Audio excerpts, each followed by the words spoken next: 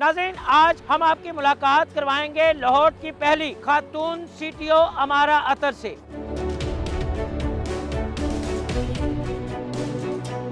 नब्बे लाख से जायद गाड़ियाँ दीगर व्हीकल्स शहर की सड़कों पे चलती हैं, कैसे रवा दवा रखेंगी आप? सिंपल ट्रैफिक का फ्लो नहीं है, it is a lot more beyond that. कितने लाइसेंस गुज़श्ता साल आपने बनाए हैं? 28 लाख। अब आप देख रहे हैं ये अपना टेस्ट जो है ये कर रहे हैं।